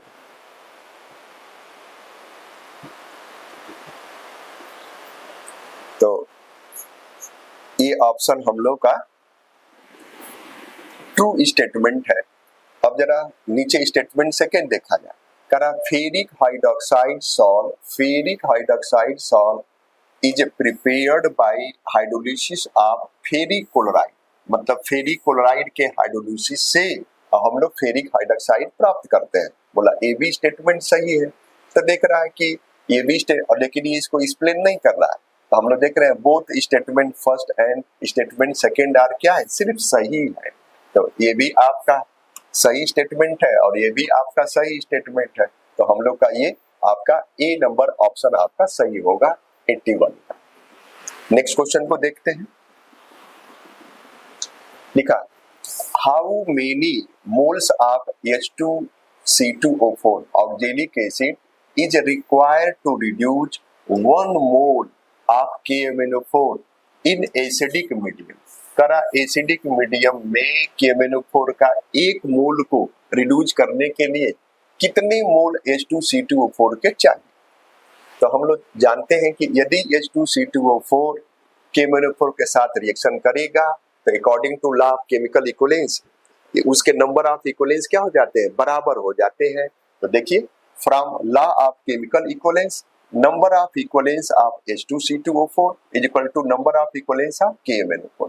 अब ये नंबर ऑफ इक्विवेलेंस क्या होता है, तो कहता है यही नंबर ऑफ मोल को n फैक्टर से मल्टीप्लाई कर दीजिए तो ये नंबर ऑफ इक्विवेलेंस हो जाता है, और इसका भी n into n factor of KMnO4। अब देख रहे हैं कि ये इसका मोल निकालना है तो n होगा और इसका n फैक्टर 2। देखो ऑक्जेलिक एसिड 2H प्लस देगा तो इसका n फैक्टर 2 हो गया। और जो KMnO4 का नंबर ऑफ मोल्स आपको दे रखा है 1 मोल यहाँ पे, तो यहाँ 1 रख दिया। और KMnO4 का एसिडिक मीडियम में आप देखते हैं तो इसका n फैक्टर आपका 5 होता है। तो देख रहे हैं यहाँ n की वैल्यू 5/2 2.5 मोल हो जाएगा। तो देख रहे हैं कि अब ऑप्शन को चेक किया जाए तो देख रहा है सी ऑप्शन में 2.5 मोल लिखा है, तो इसलिए 82 नंबर का आपका सी ऑप्शन करेक्ट हुआ। देखो नेक्स्ट क्वेश्चन जो है 83 क्वेश्चन बोल रहा है which of the following compound does not form p-pi bond. मतलब आपसे वो पूछ रहा है कि 4 कंपाउंड आपको दिए हुए और चारों कंपाउंड में आपको ये बताना है कि कौन से कंपाउंड में p-pi बॉन्डिंग नहीं है या p-pi वो बॉन्ड नहीं बना रहा है। तो सबसे पहले क्या करो, चारों कंपाउंड की स्ट्रक्चर ड्रॉ कर लो। तो SO3 देखो SO3 की स्ट्रक्चर कैसी रहेगी, SO3 सल्फर के साथ 3 ऑक्सीजन डबल बॉन्ड के थ्रू जुड़े हुए, NO3 माइनस तो नाइट्रोजन है, 1 ऑक्सीजन डबल बॉन्ड के थ्रू, 1 ऑक्सीजन आपका कोऑर्डिनेट बॉन्ड के थ्रू और 1 ऑक्सीजन सिंगल बॉन्ड और नेगेटिव चार्ज उसके ऊपर लेगा। सल्फेट आयन की स्ट्रक्चर कैसी रहेगी, ये सल्फर है, 2 ऑक्सीजन डबल बॉन्ड के थ्रू जुड़े हुए रहेंगे और 2 ऑक्सीजन आपके सिंगल बॉन्ड के थ्रू जिनके ऊपर क्या चार्ज रहेगा, नेगेटिव चार्ज। कार्बोनेट की स्ट्रक्चर कैसी रहेगी, CO मतलब 1 ऑक्सीजन डबल बॉन्ड के साथ और 2 ऑक्सीजन सिंगल बॉन्ड के साथ जिनके ऊपर क्या चार्ज रहेगा, नेगेटिव चार्ज रहेगा। ये स्ट्रक्चर आपने ड्रॉ कर ली। अब देखो सबसे पहले ऑप्शन ए को चेक करते हैं। देखो ऑप्शन ए में जो कंपाउंड है उसमें सल्फर और ऑक्सीजन है। अब देखो सल्फर ने कितने बॉन्ड बना रखे हैं, 6 बॉन्ड बना रखे हैं और आपका जो यहाँ पे सल्फर का हाइब्रिडाइजेशन रहेगा वो क्या रहेगा, यहाँ पे sp2 क्या हाइब्रिडाइजेशन है, sp2। अब देखो जब सल्फर का हाइब्रिडाइजेशन sp2 है इसका मतलब क्या है कि सल्फर ने एक s और 2 p ऑर्बिटल यूज किए हैं तो एक p ऑर्बिटल बच गया उसका। तो देखो सल्फर का एक p ऑर्बिटल यहाँ पे क्या हो गया, बच गया, ये हो गया। तो जो आपकी 3 सिग्मा बॉन्ड है वो तो हाइब्रिडाइजेशन से बने या हाइब्रिड ऑर्बिटल से बने। अब बाकी के जो 3 पाई बॉन्ड है वो 3 पाई बॉन्ड प्योर p या d ऑर्बिटल्स की ओवरलैपिंग से बने हैं। तो सल्फर का एक p खाली है और d तो उसके वैसे खाली, क्योंकि सल्फर d ऑर्बिटल रखता है वैकेंट। ये हो गया। अब देखो ऑक्सीजन का जो ऑर्बिटल यहाँ पे बॉन्ड बनाने में पार्टिसिपेट होगा वो कौन सा होगा, 2p, या मैं बोलूं p वाला। ये हो गया। इस ऑक्सीजन का भी 2p और इसका भी कौन सा यूज होगा, 2p होगा। तो यहाँ पे जो 3 पाई बॉन्ड बन रहे हैं उसमें से एक पाई बॉन्ड तो आपका p पाई या मैं बोलूं pp ओवरलैपिंग से बन रहा है। ये हो गया। बाकी जो 2 पाई बॉन्ड है वो एक के तो d और ऑक्सीजन का तो कौन सा यूज होगा यहाँ पे p, सल्फर का भी d होगा और ऑक्सीजन का कौन सा होगा यहाँ पे p। मतलब आपका एक पाई बॉन्ड तो pp ओवरलैपिंग से बन रहा है और 2 पाई बॉन्ड कौन से ओवरलैपिंग से बन रहे हैं, d पाई ओवरलैपिंग से बन रहे हैं। तो मतलब इसमें तो कुल मिला के p पाई बॉन्ड आपके पास है, तो ये तो आपका आंसर नहीं होगा। ये हो गया। बी देखो नाइट्रोजन का जो हाइब्रिडाइजेशन हो गया यहाँ पे sp2। अब sp2 का मतलब क्या है कि एक p ऑर्बिटल खाली है इसका, और जब एक p ऑर्बिटल खाली है तो आपका क्या होगा, इसका p ऑर्बिटल ही आपका पाई बॉन्ड बनाएगा। अच्छा इस ऑक्सीजन देखो ऑक्सीजन के हमेशा पाई बॉन्ड बनाने के लिए 2p ही यूज होगा, तो नाइट्रोजन का भी p और ऑक्सीजन का भी p। तो यहाँ पे भी जो पाई बॉन्ड बन रहा है वो कौन सी ओवरलैपिंग से बन रहा है, pp, मतलब p पाई भी आप बोल सकते हो। ये हो गया। तो यहाँ पे भी p पाई ओवरलैपिंग है, तो ये भी आपका आंसर नहीं होगा। अब देखो सी में आना, सी में देखो सल्फर है, सल्फर का जो हाइब्रिडाइजेशन है वो क्या है, sp3। अब sp3 का मतलब क्या है कि तीनों p ऑर्बिटल यूज हो चुके हैं, अब p ऑर्बिटल इसके पास वैकेंट नहीं है। इसका मतलब क्या है कि सल्फर का पाई बॉन्ड बनाने के लिए d ऑर्बिटल ही यूज होगा। तो सल्फर का तो d और ऑक्सीजन का आप सभी होता है 2p यूज होगा, तो मतलब d और p ऑर्बिटल यहाँ पे पाई बॉन्ड बनाने के लिए क्या होंगे, यूज होंगे। तो आप बोल सकते हो d पाई p पाई होगा। अच्छा दूसरा बॉन्ड भी कौन सी ओवरलैपिंग से बनेगा, d पाई p पाई से ही बनेगा, क्योंकि p तो इसके पास वैकेंट है ही नहीं, क्योंकि p3 का मतलब क्या है, ये तीनों p ऑर्बिटल यूज हो चुके हैं। तो हमारा आंसर कौन सा हो जाएगा, C1। अच्छा डी में आ जाओ, देखो कार्बन है, कार्बन का यहाँ हाइब्रिडाइजेशन क्या है, sp2, मतलब एक p ऑर्बिटल क्या है, खाली है, और ऑक्सीजन का 2p और इस कार्बन का p, तो दोनों मिलके p पाई यहाँ पे बॉन्डिंग या ओवरलैपिंग करके पाई बॉन्ड का फॉर्मेशन कर देंगे। तो हमारा आंसर कौन सा हो जाएगा, C वाला। नेक्स्ट क्वेश्चन 84 क्वेश्चन बोल रहा है कि strongest CO bond is present in, आपको 3 कोऑर्डिनेशन कंपाउंड दिए हुए और पूछ रहा है कि सबसे स्ट्रॉन्गेस्ट CO बॉन्ड कौन सा है। अब देखो सिनर्जिक बॉन्डिंग वाला कांसेप्ट यहाँ पे यूज हो रहा है।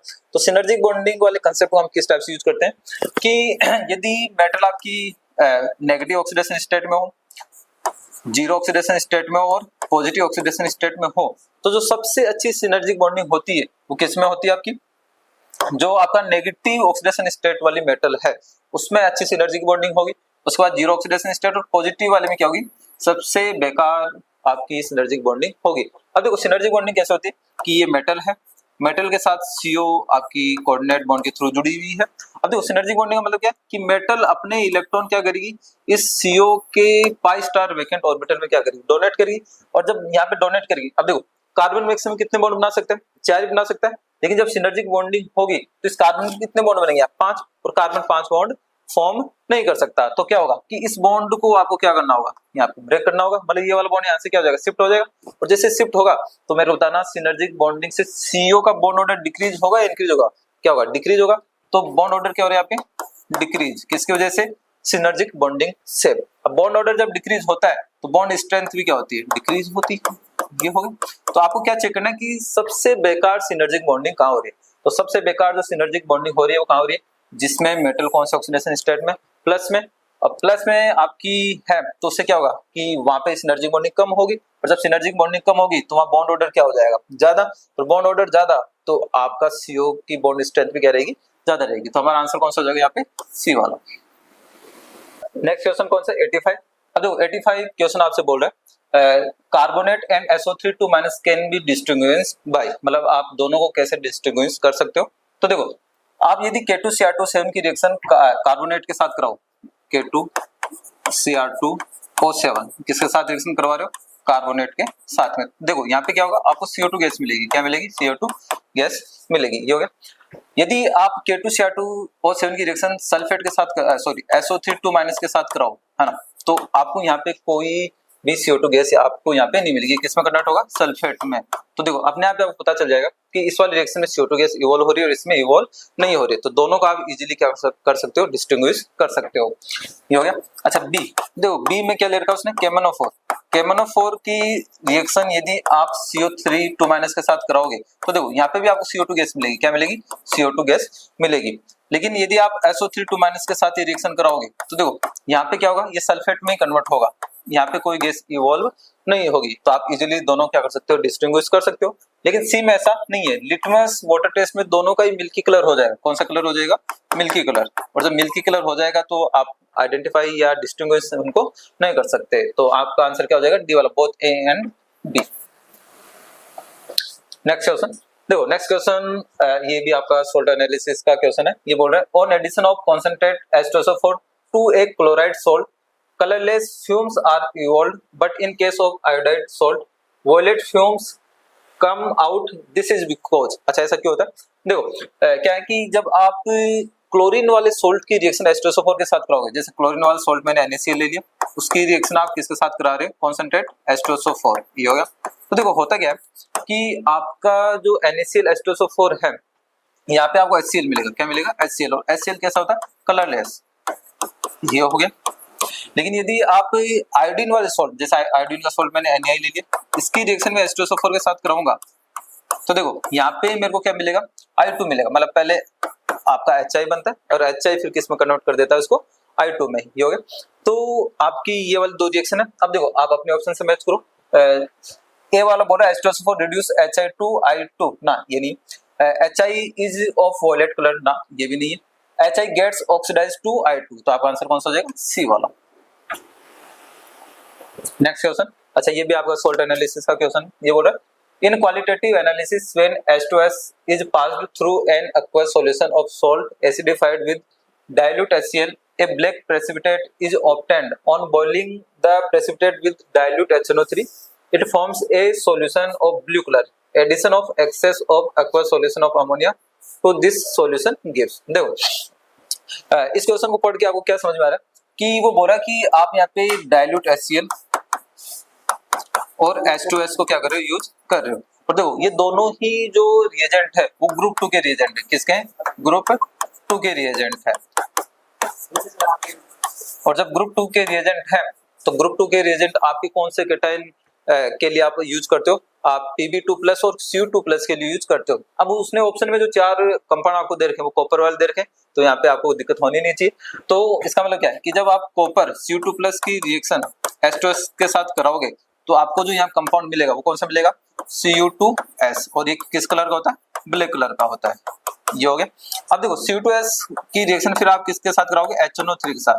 तो जैसे आप HNO3 के साथ कराओगे तो आपको यहाँ पे कॉपर सल्फेट मिलेगा, क्या मिलेगा आपको यहाँ पे, कॉपर सल्फेट, ये हो गया।